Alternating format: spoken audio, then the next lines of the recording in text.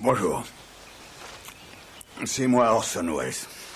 Ceci est ma maison que vous voyez derrière là. Pas mal, non? C'est français. Je me permets d'interrompre ce film parce qu'on se fout un peu de ma gueule. C'est du vol et du plagiat.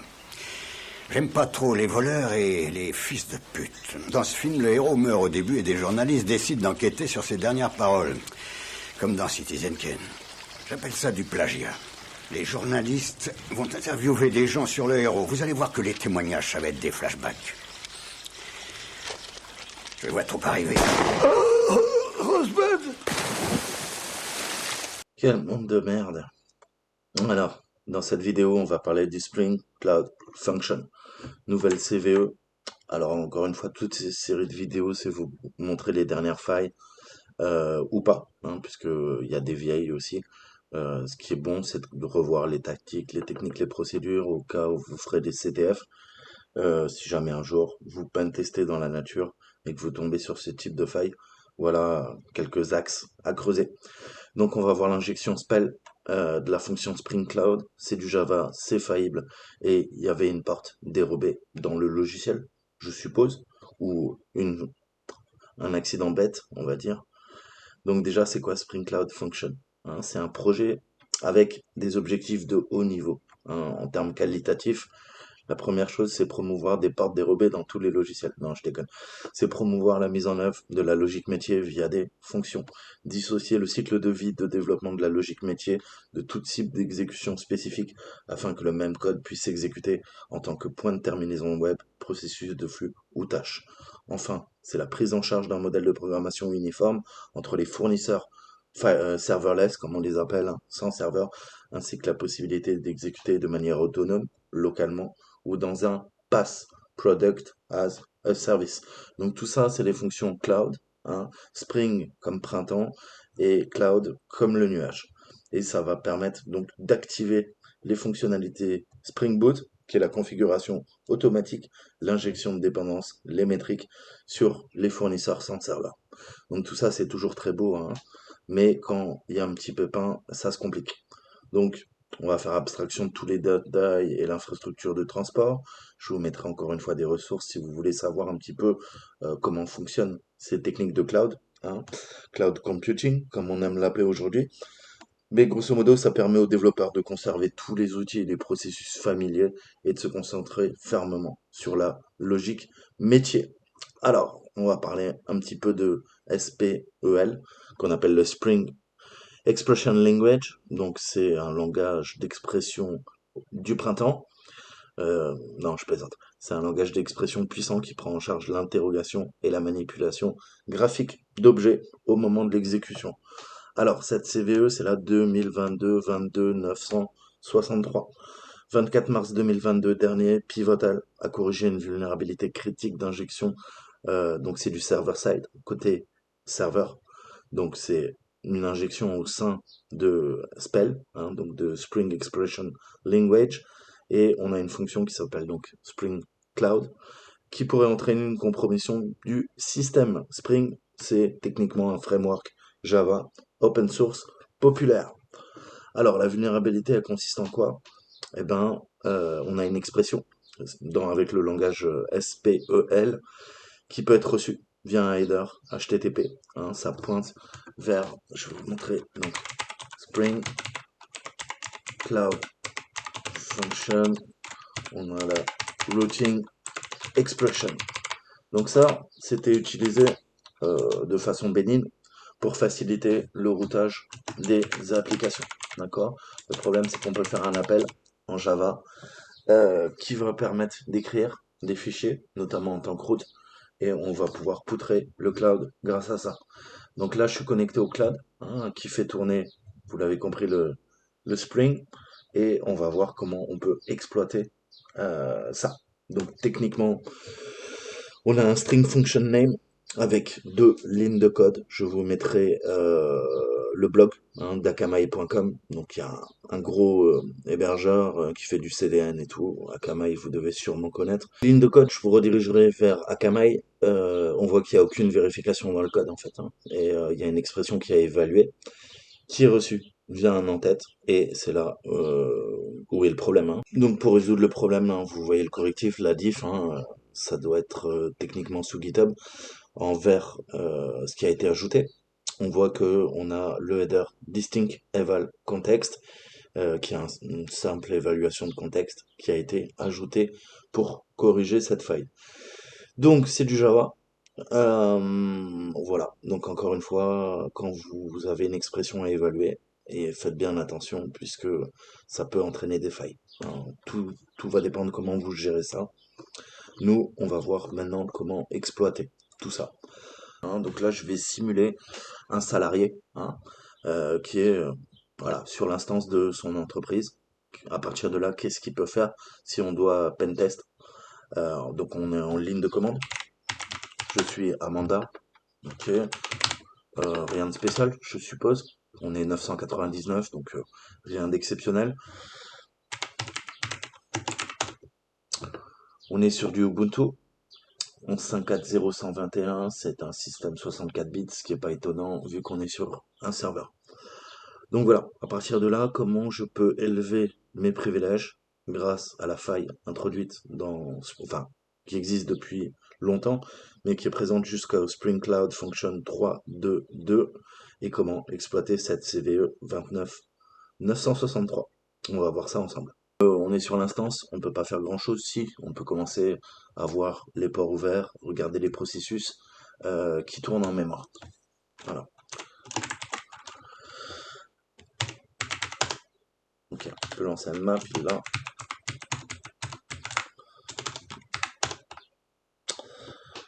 Donc on voit un HTTP proxy 8080, hein, donc c'est déjà bon signe. Ça veut dire qu'il y a quelque chose qui tourne sur ce port. On peut faire un PSAUX, et encore une fois, quelque chose qui doit attirer votre œil. Bah ouais, il y a du Java qui lance, hein. On voit le jar, c'est Spring Cloud, blablabla, blablabla. Alors, si on dézoome un peu, qu'est-ce qu'on voit d'autre? Voilà, function sample CN. D'accord, donc on voit le proc, et on voit tout notre string. On a un file qui pointe vers dev, urandom jar, donc générateur de nombres aléatoires, et ça balance notre Spring Cloud Function Sample. Donc techniquement, on est quoi? On est dans un environnement containerisé, hein. Le but de cette technique, en fait, c'est pour améliorer, hein, le lancement de Tomcat. Par défaut, les librairies, hein, pour générer des nombres aléatoires, le urandom, ça tourne dans JVM, hein, sur les systèmes Unix, et on se sert soit de slash dev random, soit de slash dev urandom. Et dans les containers, il n'y a pas assez d'entropie pour générer tout simplement de l'aléatoire, hein, puisque si vous voulez générer du pseudo aléatoire, il faut un minimum d'entropie, et cette entropie, vous pouvez pas l'utiliser dans un container, hein, puisqu'il est containerisé par défaut, et il peut pas, généralement, vous savez, on se sert d'un peu tout, mais le bruit électromagnétique qui peut être créé euh, et généré par votre équipement, ça peut être le déplacement de la souris, du clavier. C'est pour ça que parfois certains programmes, quand on vous demande de générer une clé de chiffrement, on va vous demander d'appuyer sur des touches aléatoires sur votre clavier et de bouger votre souris. Donc voilà, hein, ça permet de générer de l'aléatoire quand on a besoin quand même, puisqu'on a des classes, hein, en Java. On a Java Security, Security Random, Secure Random, pardon, qui permet de générer des nombres aléatoires et un peu d'entropie. Alors maintenant qu'on a tout ça, on a vu qu'on a le 80-80 qui tourne. On va voir un petit peu ce qu'il y a en TCP. On voit qu'on a le 37-283 qui tourne, et on a un PID 9 avec des file descriptors. On a le 11 et le 13. Il y en a un qui est en established. Donc, nous, celui qui nous intéresse, c'est quoi? Techniquement, c'est le 80-80, hein. On voit que ça tourne sur notre localhost, comme on l'a vu. Donc, il y a de fortes chances qu'on puisse en déduire que si on devait avoir un candidat, bah, c'est bien ce par-là, d'accord? Qui doit écouter. Puisque Les autres ne sont pas sur le localhost, d'accord? On a du 127.0.0.11 et on a du 10.1.0. La CVE, en fait, le problème, hein, c'est que cette RCE est possible via l'injection Spell, comme je vous disais, et l'application évalue de manière non sécurisée des expressions de code d'entrée utilisateur. Et si elles sont non approuvées, encore une fois, tout va dépendre de ce que fait votre utilisateur. Mais s'il est malicieux, bah, il va venir pouvoir exploiter cette faille. Alors, on peut peut-être aller dans Temp, hein, on doit avoir sûrement les droits.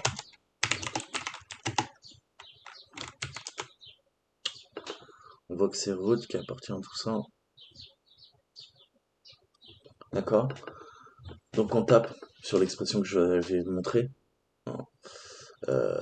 Donc c'est une runtime. Sur Spring Function Routing Expression Get Runtime, on fait une exécution. Vous avez compris qu'on crée un fichier touch qui s'appelle success, qui doit être dans TMP. Hein, et bah, on va vérifier tout simplement si le fichier est créé. Ça veut dire que bah, c'est bon. Et en fonction de quoi? Aussi de qui crée le fichier. C'est qui? C'est Amanda? C'est Toto le hacker? Ou c'est Root? Ben, on va voir. Donc on a la réponse de l'API. On est en status 404 not found. On va voir. Alors on peut en tester un autre. Alors ça passe. Là on est en status 500. Ça devient intéressant, une dernière erreur. Ah, on a notre success. Rien dedans. Mais on voit que c'est le root. Donc là, ça devient intéressant. D'accord? On voit qu'on a quoi? Le RW, ça tape. On a notre success. Alors, on peut militariser cette fois-ci, vu que notre preuve de concept, elle marche. On a notre success qui est avec les droits root. Qu'est-ce qu'on pourrait faire? Comment on peut élever le plus simplement possible? Récupérer bash, tout simplement. Hein? On récupère bash, et si on arrive à avoir quoi? Un binaire racine, un suite bit, hein? Eh ben on est bon. Comment on peut faire ça?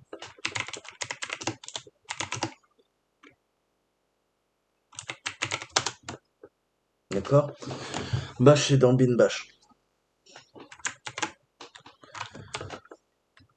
Donc du coup, je peux lui dire, tu copies dans bin bash et tu me le mets dans TMP. Ok? Et on va mettre 500. 500 mais bash. 500 mais bash. D'accord. Ça devient intéressant. D'accord? Donc là, il l'a copié. Qu'est-ce qui s'est passé? Mais on n'a pas. C'est root qui appartient. Moi, je suis Amanda. J'ai pas le suite bit.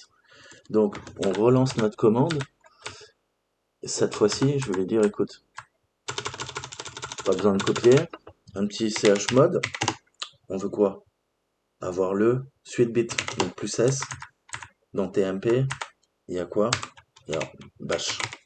Vous voyez comment on faisait ls-l sur bash. Voilà. On a le suite bit.